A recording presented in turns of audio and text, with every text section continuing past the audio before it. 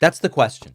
What would it take for Americans to protest in the streets? If not right now, when Donald Trump is creating a constitutional crisis by ignoring direct court orders, then when? Now, my book comes out next week. We have just 6 days to go.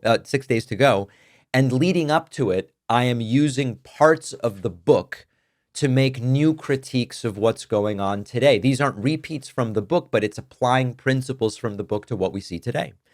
In The Echo Machine, I talk about how real activism, real mass mobilization that forces political change, it doesn't just happen because people are angry. It happens when people feel like they have no other option left. And right now, in 2025, we are watching the country slide further into Donald Trump's authoritarian vision. And yet, where are the mass protests? We've seen inklings, right? But think back to when Donald Trump first took office in 2017. Millions poured into the streets for the Women's March. Protests against his Muslim ban shut down airports. George Floyd's murder in 2020 brought the largest demonstrations in a very long time. But right now, despite everything that we are seeing, the attacks on the justice system, the blatant retribution against his enemies, the dismantling of democratic norms, it feels like a lot of the country is just watching it happen. And one of the biggest challenges to mass protests today is desensitization, because we've been dealing with this crap for almost a decade. Americans have been conditioned to expect the worst. And what at one point would have been earth-shattering scandals, a president openly threatening political opponents, weaponizing the Justice Department, purging government agencies, now feels like just another Tuesday. And the sheer volume and scope of the authoritarian moves from Trump has numbed people into a sort of inaction. This is what the Echo Machine warns about. In my book, I talk about the danger of constant crisis without any resolution. The result is a sort of protest fatigue. It's not just exhaustion from marching or organizing, it's exhaustion from caring. And that is exactly what authoritarians want. This is a critical aspect to understand. They don't need people to support them. They need people to stop resisting so they can do what they want. And there's another harsh reality. Protesting in America is expensive. It's costly. There's an opportunity cost.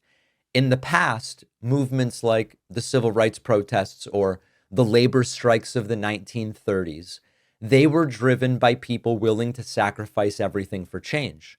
In 2025, for millions of Americans, that's not an option. That kind of sacrifice is just not an option, because we've got a country where so many people live paycheck to paycheck.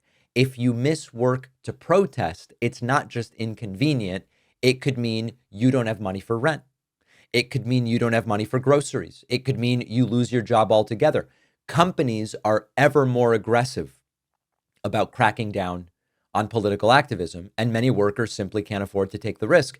In many other countries where healthcare is a public service, you can go and protest without worrying that at the tail end of it, you lose your health coverage. In the United States, most people have health insurance tied to their job. You lose your job protesting, you could lose your ability to see a doctor or afford your prescriptions or cover a medical emergency. And the right has worked aggressively to criminalize protesting as well. The anti-protest laws, surveillance, police crackdowns ending up on some list. So it is riskier than ever to go and protest. This is what we call the economic side of authoritarianism. It's not just about laws and power grabs. It's you want to keep people financially vulnerable so that they're too afraid to fight back. They can't take the risk of fighting back. In the book, The Echo Machine, I lay out the types of activism that can achieve real change. But to get to that, it's also about an environment that allows for that to happen. And also, we get to what does it really take to motivate people? One thing is a direct attack on people's lives. Protest movements tend to explode when people feel that their basic security is being stripped away. It might be wages, it might be housing, it might be healthcare, it might be other rights. Seemingly, we haven't gotten to that point yet. Overturning Roe v. Wade did send people into the streets because it wasn't theoretical, it was happening to them. Maybe if Trump bans abortion nationally or actually goes through and destroys Social Security, maybe that would be a tipping point, but I don't know. Successfully stealing an election or a permanent power grab, if Trump were to make it clear he's not leaving office, we might be in a different situation where the real protesting starts. Republicans are testing it right now. They're seeing how far can we go.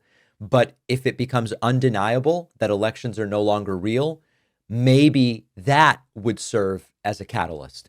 And then, I don't know, maybe if Trump escalates his political retribution into something more violent and more direct, mass arrests, violent crackdowns, political purges, showing up at my door and arresting me for doing my show, and a lot of others, right? It's not just going to be me.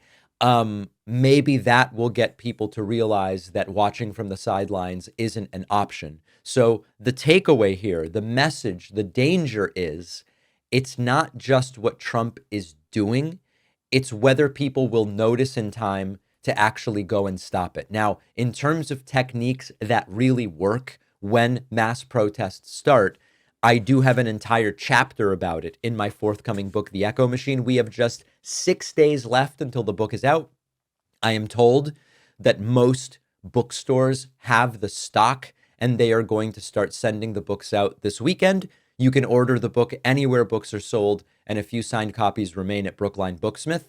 You can get a signed copy at davidpakman.com/booksmith. We'll take a very quick break and be back right after this. I have a book coming out. I've spent a long time working on this. I couldn't be more excited to share it with you. It is called The Echo Machine, and it answers a crucial question. How did American politics get so broken? And just as importantly, how do we fight back effectively before it's too late? Trump back in the White House, damage piling up, an administration filled with extremists and loyalists, attacks on democratic institutions, policies hurting working people. If you've felt like you're screaming into the void and watching democracy slip away, my book, The Echo Machine, will help you make sense of what's happening and also give you an idea of what we can do about it. Go to davidpakman.com/echo or find it on Amazon, Barnes & Noble, Audible, Kindle, anywhere books, ebooks, and audiobooks are sold. You can also call any local bookstore and say, I'd like David Pakman's The Echo Machine from Beacon Press. Pre-orders make a huge difference. Please support the book at davidpakman.com/echo.